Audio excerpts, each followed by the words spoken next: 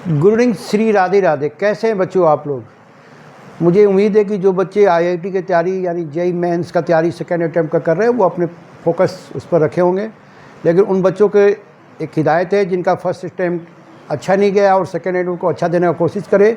और JEE mains के अलावा भी बहुत सारे जो फॉर्म आए हैं उस पर भी आप ध्यान दें। तो यह वीडियो मैं ख़ास तौर से जेईई मेंस के बच्चों के लिए बना रहा हूँ जो आईआईटी में पढ़ने का सपना देखते हैं।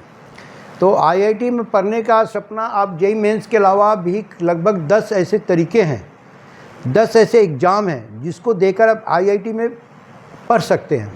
तो बहुत सारे बच्चों को पता है कि जेईई मेंस एडवांस क्वालिफाई करेंगे तो मुझे एडवांस के द्वारा आईआईटी में एडमिशन मिलेगा, बीटेक करेंगे, बीआर करेंगे, बी प्लानिंग करेंगे।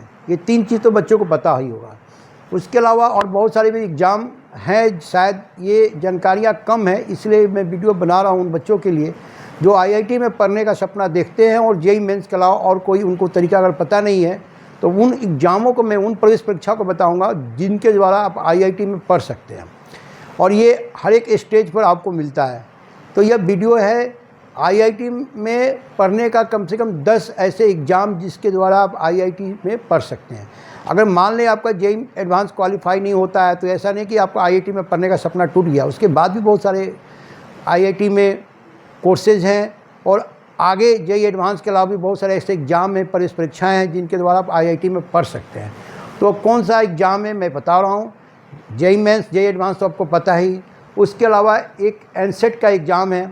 अब एनसेट से आप बीएससी बीएड कर सकते हैं, बीकॉम बीएड कर सकते हैं, जैसे कोर्स कर सकते हैं। जो बच्चे टीचिंग के लाइन में जाना चाहते हैं, जो इस पर मैंने ऑलरेडी पहले वीडियो बना चुका हूं एनसेट का एग्ज़ाम को लेकर के, और एनसेट का फॉर्म भी आया हुआ है।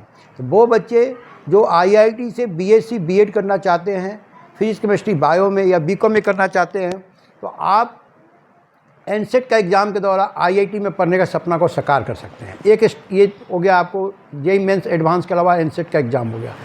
इसके अलावा अगर आपको और कौन सा तरीका है तो एक आईजीआर का एग्ज़ाम है जिसके द्वारा भी आप आईआईटी में पढ़ सकते हैं। तो आईजीआर के द्वारा जो फॉर्म अभी आया हुआ जिसको शॉर्ट में आईआईटी एग्ज़ाम बोलते हैं, ये हो गया आपका 5वां तरीका। आईजीआर एग्ज़ाम क्वालिफाई करके भी आप आईआईटी में पढ़ सकते हैं, जहाँ पर बीएस प्लस एमएस जैसे कोर्स को कर सकते हैं।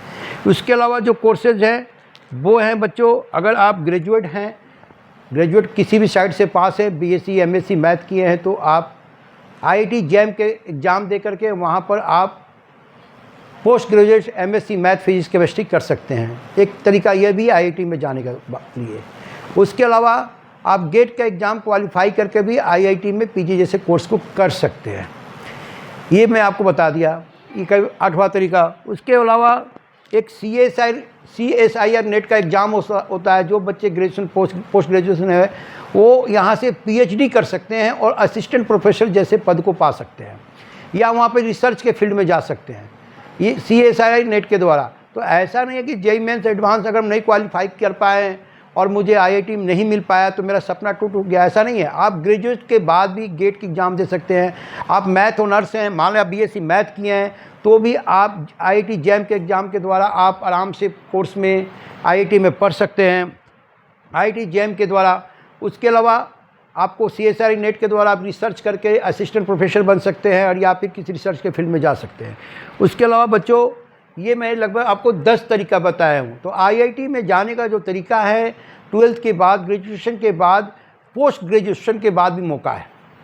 वो बच्चे जो कैरियर को लेकर अगर वो उन्हें समझ में नहीं आ रहा है, लगता है कि मेरा सपना टूट गया, मैं आईआईटी पर नहीं कर पाऊँगा, तो ऐसा नहीं। बहुत सारे ऐसे बच्चे हैं जो कि टायर 4, टायर 5, 3 क्लास के कॉलेज से बीटेक करने के बाद वो गेट क्वालिफाई करके वहाँ आईआईटी से अपना एमटेक को करते हैं या रिसर्च फील्ड में चले जाते हैं। तो बहुत सारे तरीका हैं आईआईटी में जाने के लिए। इस वीडियो का मकसद है आपको आईआईटी में जाने का 10 ऐसे तरीका मैंने बताया जिसके द्वारा आप आईआईटी में after +10 +2 after graduation, after post graduation के द्वारा आप कैसे कैसे जा सकते हैं। जो मैं एग्ज़ाम को बताया, आप आईआईटी से बीएड कैसे कर सकते हैं तो एनसेट के एग्ज़ाम से कर सकते हैं। आईआईटी में पीएचडी कैसे कर सकते हैं तो CSIR नेट का एग्ज़ाम देकर आप आईआईटी से पीएचडी कर सकते हैं।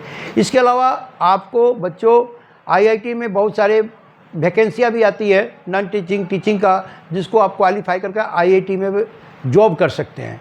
तो ये वीडियो उन बच्चों के लिए है जो आईआईटी में जाने के लिए उनको लगता है कि नहीं, मैं जेईई एडवांस क्वालिफाई नहीं कर पाया तो फ्यूचर मुझे आईआईटी नहीं मिलेगा। कैरियर का रास्ता पंथ बहुत सारे हैं, बस जानकारी का अभाव में बच्चों आप वहाँ तक पहुँच नहीं पाते हैं। सृष्टि कैरियर काउंसलिंग ये सुनिश्चित करता है कि बच्चों को कम बजट में उसके कॉलेज को बताना, उसके सपनों को पूरा कैसे करें। तो वैसे बच्चे जिनका जेईई एडवांस में, जेईई मेंस में फर्स्ट स्टेप में या जो सेकेंड अटेम्प्ट दे रहे हैं, जिनका नंबर कम आता है, आप हमसे संपर्क कर सकते हैं। आपका कैरियर कहाँ कहाँ है, आप जरूरी नहीं कि बीटेक करें, बीआर करें, बी प्लानिंग करें तो ही आपका कैरियर। इसके अल्टरनेट बहुत सारे जो एग्जामिनेशन जैसे भी आया है, एनएफएसयू का एग्जामिनेशन है, आईजर का एग्जामिनेशन है, एनसेट का एग्जामिनेशन है। तो आप जो बच्चे अगर 75-85 परसेंटाइल के बीच में रहते हैं, उनको अल्टरनेट एग्जाम का भी ऑप्शन देना चाहिए। इस वीडियो का मकसद था आपको आईआईटी में जाने के विभिन्न प्रकार के प्रत्युत्तर परीक्षाओं के बारे में बताना। विशेष जानकारी के लिए सृष्टि कैरियर काउंसलिंग को शेयर करें, सब्सक्राइब करें और दिए गए नंबर पर संपर्क करें। जय हिंद, जय भारत।